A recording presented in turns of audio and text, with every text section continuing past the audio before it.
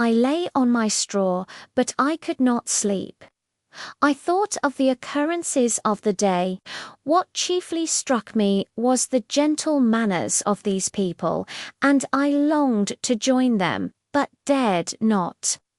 I remembered too well the treatment I had suffered the night before from the barbarous villagers, and resolved whatever course of conduct I might hereafter think it right to pursue, that for the present I would remain quietly in my hovel, watching and endeavouring to discover the motives which influenced their actions.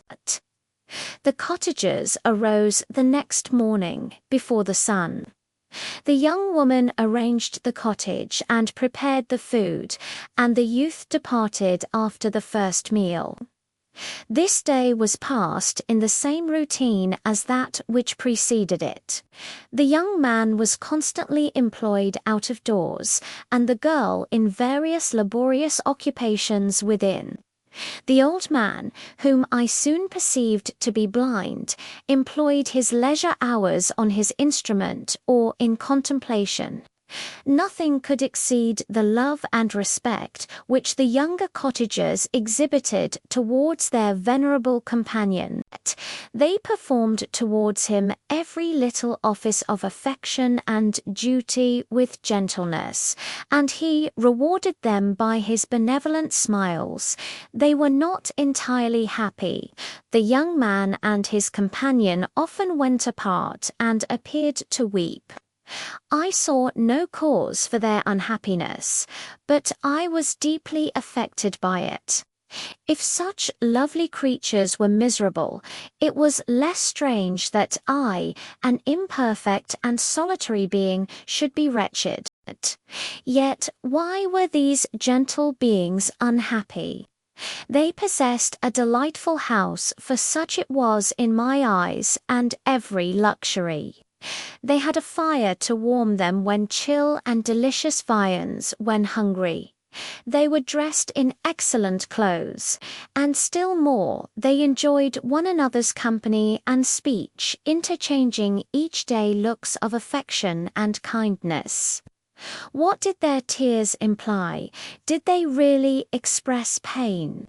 I was at first unable to solve these questions, but perpetual attention and time explained to me many appearances which were at first enigmatic. A considerable period elapsed before I discovered one of the causes of the uneasiness of this amiable family. It was poverty, and they suffered that evil in a very distressing degree. Their nourishment consisted entirely of the vegetables of their garden and the milk of one cow, which gave very little during the winter, when its masters could scarcely procure food to support it. They often, I believe, suffered the pangs of hunger very poignantly, especially the two younger cottagers, for several times they placed food before the old man, when they reserved none for themselves. This trait of kindness moved me sensibly. I had been accustomed, during the night, to steal a part of their store for my own consumption, but when I found that in doing this I inflicted pain on the cottagers, I abstained and satisfied myself with berries, nuts, and roots which I gathered from a neighbouring wood. I discovered also another means through which I was enabled to assist their labours. I found that the youth spent a great part of each day in collecting wood for the family fire, and during the night I often took his tools, the use of which I quickly discovered, and brought home firing sufficient for the consumption of several days. I remember the first time that I did this, the young woman, when she opened the door in the morning, appeared greatly astonished on seeing a great pile of wood on the outside. She uttered some words in a loud voice, and the youth joined her, who also expressed surprise. I observed with pleasure that he did not go to the forest that day, but spent it in repairing the cottage and cultivating the garden. By degrees I made a discovery of still greater moment. I found that these people possessed a method of communicating their experience and feelings to one another by articulate sounds.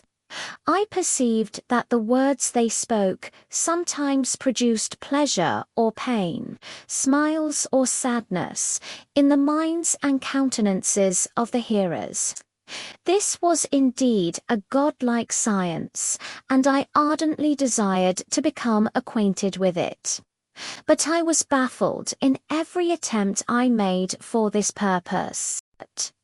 Their pronunciation was quick, and the words they uttered, not having any apparent connection with visible objects, I was unable to discover any clue by which I could unravel the mystery of their reference.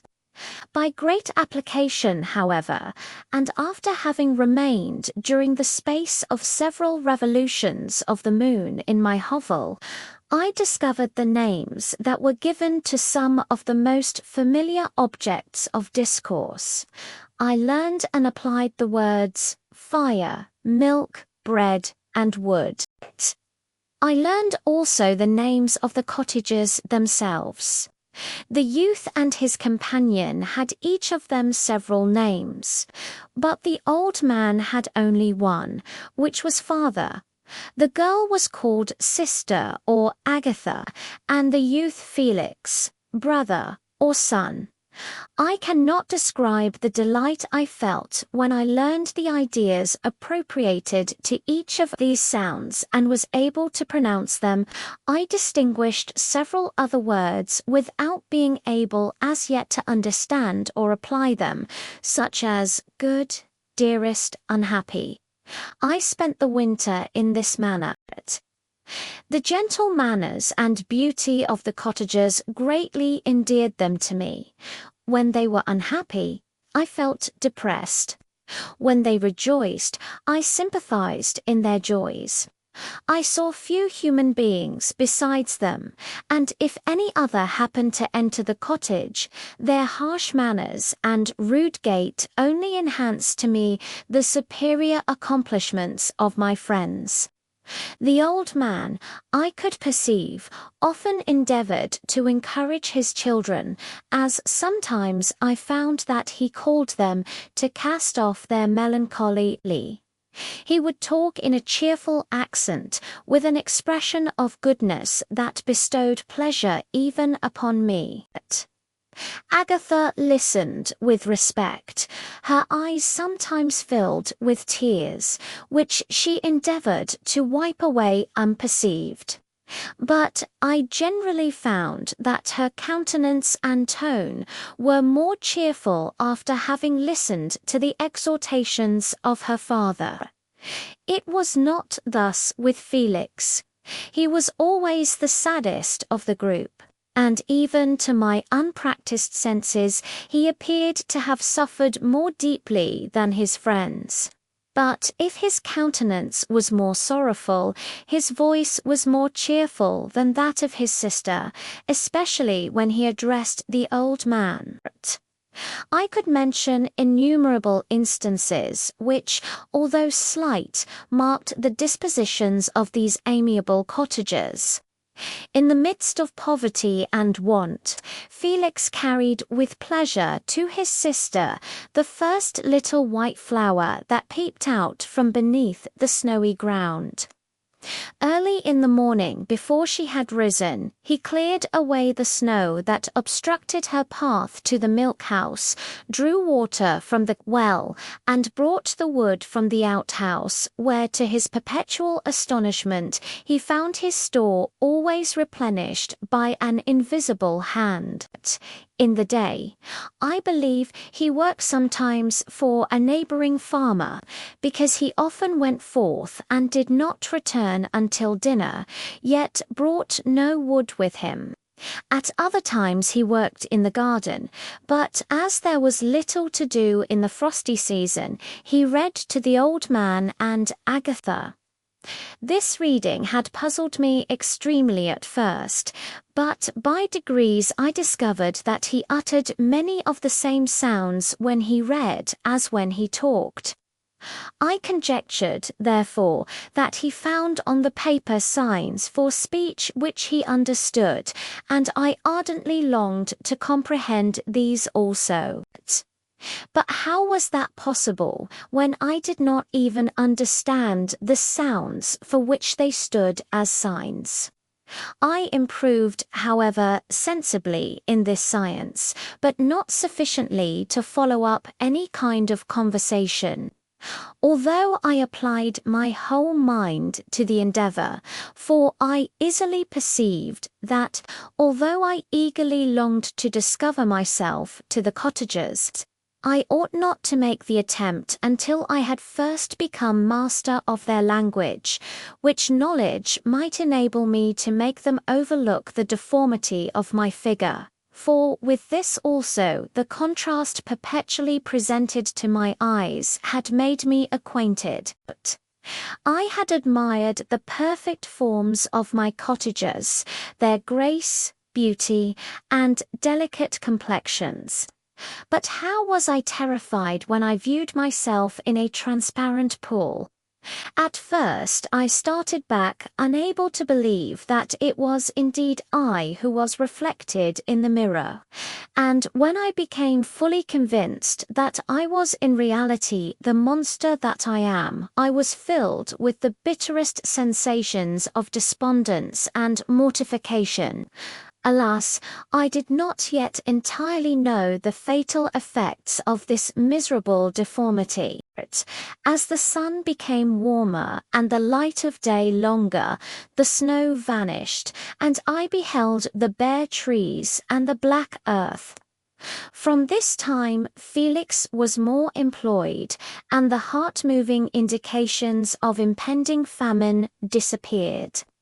Their food, as I afterwards found, was coarse, but it was wholesome, and they procured a sufficiency of it.